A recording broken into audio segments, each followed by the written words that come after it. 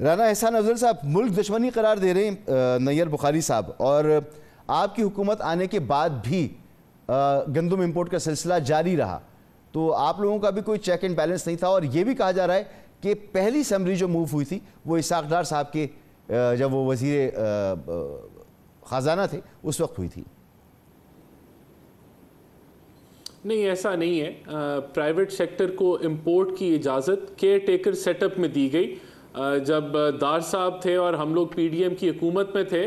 تب امپورٹ کی اجازت جو ہے وہ نہیں دی گئی تھی۔ یہ غالباً سپٹمبر میں، اب مجھے ایگزیکٹ نہیں ڈیٹ پتا، لیکن سپٹمبر میں یا اکتوبر کے ارلی ٹائم کے اندر ای سی سی کے اندر اپروول ملا کہ پرائیویٹ سیکٹر جو ہے وہ امپورٹ کر سکے۔ دیکھیں، اس کے اندر بالکل اضافی امپورٹ ہوئی ہے پرائیویٹ سیکٹر سے، اور اس کی کوانٹٹی تقریباً 1.1 ملین ٹنز کے قریب تھی جو کہ اضافی امپورٹ پرائیویٹ سیکٹر نے کی ہے۔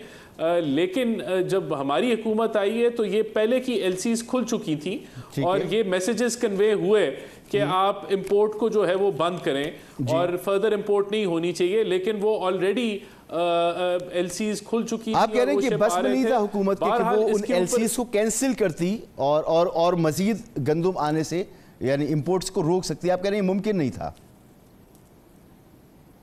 نہیں، دیکھیں، اسی چیز کے اوپر تو کمیٹی بٹھائی گئی ہے جو ایک بڑی ڈیٹیلڈ جس کا مینڈیٹ ہے وہ یہ دیکھے گی کہ ایل سیز کب کھلیں، کب جی ڈیز آئیں، جی ڈیز فائل ہوئیں، اور وہ مکمل اسٹیٹ بینک کے ساتھ اور جو بینکنگ سیکٹر جہاں سے یہ ایل سیز کھلی ان سب کو ریویو کر کے۔ نہیں سر، میں تو بڑی سیدھی سی بات پوچھ رہا ہوں۔ آپ نے بھی ذکر کیا پنجاب حکومت نے کہا کہ مزید گندم نہ منگائی جائے کیونکہ اس سے بحران پیدا ہو جائے گا، لیکن اس کے باوجود بھی آپ کے دور حکومت میں 8 فروری کے بعد جب آپ کی حکومت آگے جا کے 2 ہفتے بعد تشکیل پائی الیکشن کے، اس کے بعد بھی گندم آتی رہی، حالانکہ اسے کہا گیا تھا۔ تو یہ بس میں نہیں تھا حکومت کے کہ وہ اسے روک سکتی، ایل سیز کینسل کر سکتی یا کچھ کر سکتی؟ بالکل، دیکھیں رکنی چاہیے تھی، رکنی چاہیے تھی گندم، اس میں کوئی شک نہیں ہے۔ اسی بنیاد کے اوپر ایک جو سیکٹری ہیں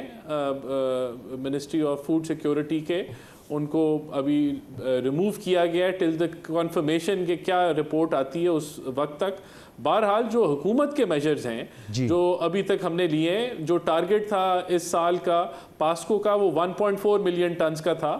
اس کو ریز کیا گیا ہے 1.8 ملین ٹنز میں۔ اور جب آپ جنرلی ہسٹورک ٹرینڈ دیکھتے ہیں کہ پاسکو کتنی پروکیورمنٹ کرتی تھی تو وہ 60-70% اپنے ٹارگٹ کی کرتی تھی، لیکن اس دفعہ انشور کیا جا رہا ہے کہ جو انہانس ٹارگٹ ہے 4 لاکھ ٹن سے اس کو 100% انشور کیا جائے۔ اور اسی طریقے سے جو پروکیورمنٹ ہے اس کے اندر کوئی زیرو ٹالرنس ہے کہ اگر بردانہ کے بیگز بیچے جائیں گے اس کو انشور کیا جا رہا ہے، آج بھی اس چیز کو بھی انشور کیا جا رہا ہے۔ باردانہ فروخت کرتے پکڑا گیا ہے، خبر نشر ہوئی ہے اس کے حوالے سے، مگر معاملہ یہ ہے احمد اویس صاحب کہ اب تو دیکھیں لیکن آپ دیکھیں نا پکڑا گیا ہے جی، وہ پکڑا گیا نا، ہاں پکڑا گیا ہے۔ میں عرض یہ کر رہا ہوں کہ بے ضابطگی بے قاعدگی اپنی جگہ موجود ہے۔ آپ کے دور حکومت میں بھی جب کابینہ میں یہ بات کی گئی، پنجاب حکومت کہتی ہے کہ آپ نے مزید گندم امپورٹ نہیں کر دی، تو وزیر اعظم کی نالج میں ہے، اس کے باوجود گندم امپورٹ کی جاتی ہے اور پھر ایک نقصان ہوتا ہے۔ یعنی جن لوگوں نے منافع خوری کرنی تھی انہوں نے منافع خوری کی، قومی خزانے کو نقصان پہنچایا، قومی خزانے سے مزیدہ پیسے نکال کر ظاہر سی بات ہے دادرسی کریں گے کسانوں کی، تو نقصان تو قومی خزانے کو ہو رہا ہے۔ نیئر بخاری صاحب اسے ملک دشمنی کہہ رہے ہیں، احمد اویس صاحب آپ کیا کہیں گے؟ یہ اب کہنا حکومت کا کہ اب ہم پریکیورمنٹ جو ہے وہ 100% کریں گے، کسانوں کا ازالہ کریں گے، جی بالکل کریں، خزانہ تو قومی ہے نا، آپ کی جیب سے تو نہیں آ رہا، جو اقدامات کیے گئے ان کے بارے میں بتائیں نا۔ دیکھیے بات یہ ہے کہ میرے خیال میں بخاری صاحب نے، احمد صاحب جی، نیئر بخاری صاحب نے جو بات کی ہے قومی دشمنی کی، یہ اس کی ورسٹ ایگزامپل ہے، اور یہ اتنا بڑا اسکیم ہے جس کی انتہا کوئی نہیں، اور اس سے بڑی دشمنی یہ نہیں ہو سکتی۔ میں آپ کو بتاؤں کہ یہ مینی فولڈ ہے، وہ اس لحاظ سے کہ سرپلس گندم پہلے موجود تھی، ریکارڈ میں موجود تھی، اسٹاف ان کے اسٹاک کے اندر موجود تھی جی، اس کے باوجود یہ اتنی بڑی کوانٹٹی جو ہے وہ 1.1 بلین ڈالر کے گندم کا جو ہے ایل سی کھولی گئی اور وہ اس کی امپورٹ کا سلسلہ شروع ہوا۔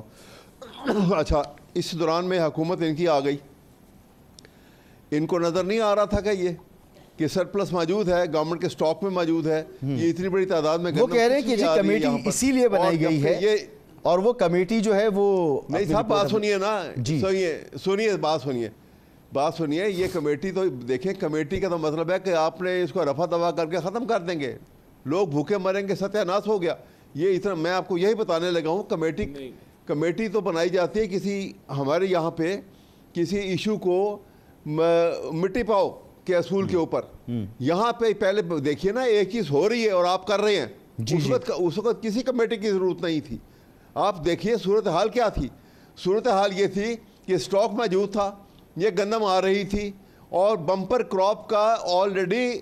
باقاعدہ گورنمنٹ کے ڈپارٹمنٹ، زراعت کے ڈپارٹمنٹ جو ہیں وہ یہ انڈیکیٹ کر چکے تھے کہ پاکستان میں گندم کی بمپر کراپ ہے اس سال۔ جی ہم بتا رہے تھے کیا صورتحال ہوئی، بزنس سیکٹر جو بڑا خوش تھا،